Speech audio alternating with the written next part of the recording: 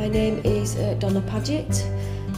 I've worked for the local authority for the last 27 years as a legal officer, and for the last 3 years I've been on secondment as the Joint Trade Union Learning Coordinator. That role actually allows me to work with all the unions and specifically in the area of learning. I attended high school as it was then.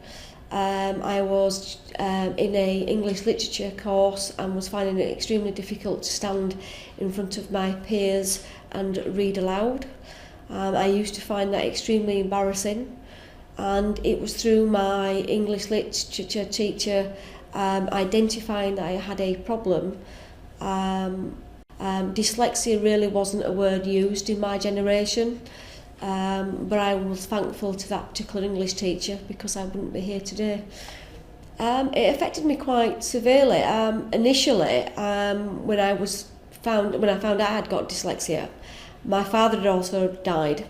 So potentially, I think they were looking that being through a grievance process would have actually been something which was it that, or was it something different? And like I say, unfortunately, it did turn out that I did have a problem in literature, spelling and grammar, and it has affected me. I think if I could turn back the clock, I would have done something different. Every day is different because it depends whether or not the barriers come up or not.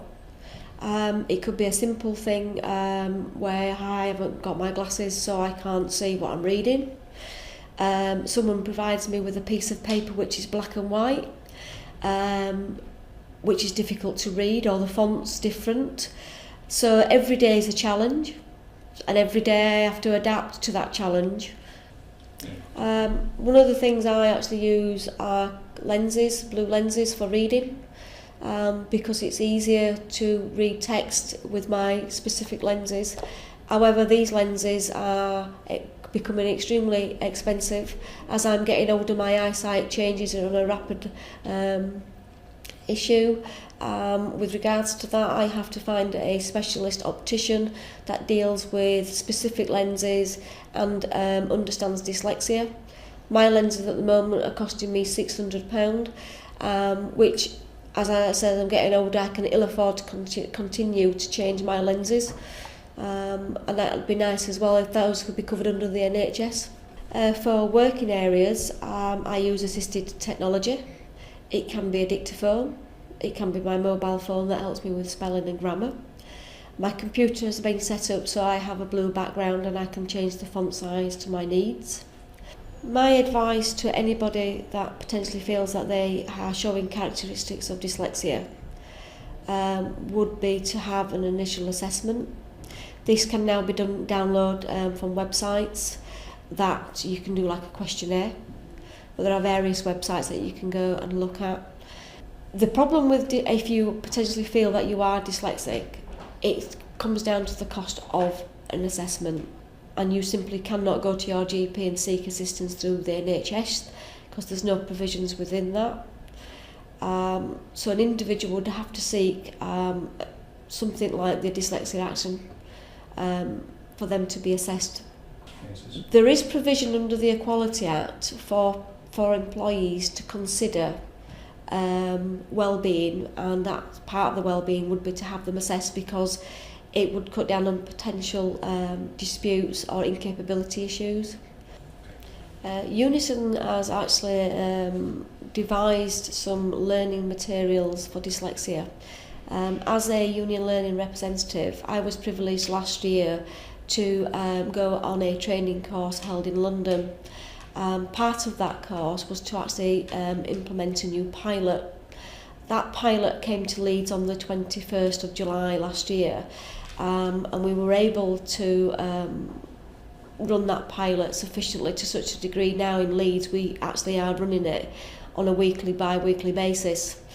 If it hadn't been for UNISON and their connections with the Disabled Action Group, I think this particular subject wouldn't have been in the forefront as it is now.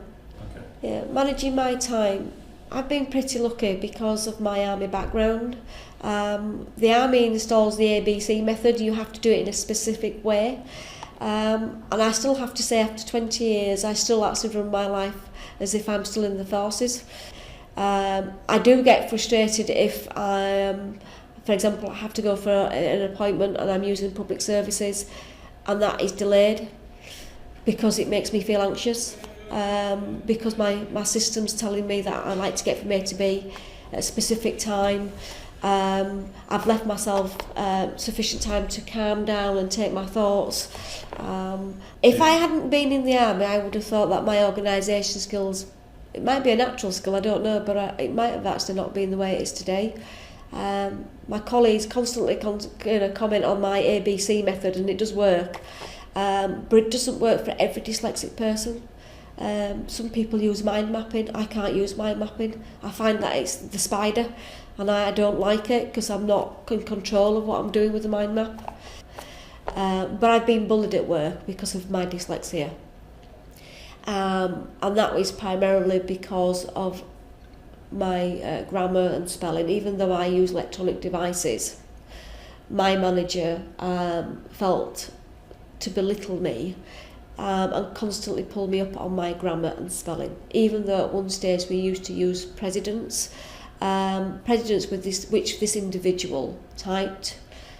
And the thing about the English language is that we all speak, we all write, and we all spell differently. So one piece of work can always be changed regardless.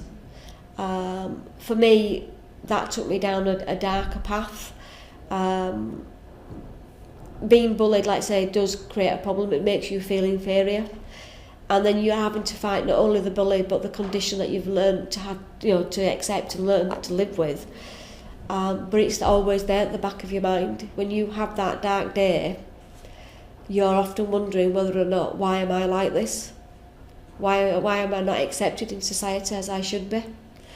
And sometimes you either have to seek that help, or you've got it within you to actually ride above it. As I was lucky enough, because my union convener stepped in and stopped it. But it's still there in my head. It's still there, the fear of, I would never want to work under this person again. And I'd always say to anybody, see your convener or your union rep if you feel that you're being bullied because of your dyslexia. Another thing that I actually use is a product called Dragon. I tend to find it difficult sometimes putting my thoughts onto a piece of paper. Dragon is really good because you can sit there with a headphone on and you're literally speaking to the system, and as you speak it types. It allows you to edit it and proofread it as well afterwards. It's quite a good device. It's constantly being upgraded as well. What it doesn't do is checks grammar and spelling. So you have to physically train the system to put into like a bank of words that you would generally use. And again, it's good for repetition in that respect. The other one I actually tend to use is text-to-speak. This system's really good on my mobile. If I'm trying to text something, I tend to want to do it in full and not abbreviate it, because I quite hate abbreviations. But again, it's good technology because it's mobile. And again, if I'm doing reports, I can put my thoughts onto this system, save it as a note, and then download it at a later date. Well, like I say, I'm currently undertaking an exam to improve my educational standards. But what people don't realise with dyslexic people is that the more we read, we become tired quickly.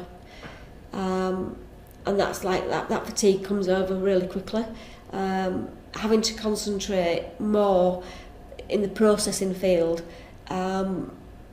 it's difficult when you're actually trying to sit an exam that even though you might get extra time, that extra time might never be sufficient for somebody that actually is trying to take in more and more information and understand it, remember it, then put it onto a piece of paper or electronic device. It's been fatigued constantly. Let's say 10 minutes, I might think I've lost the will to live after 10 minutes, and then try again.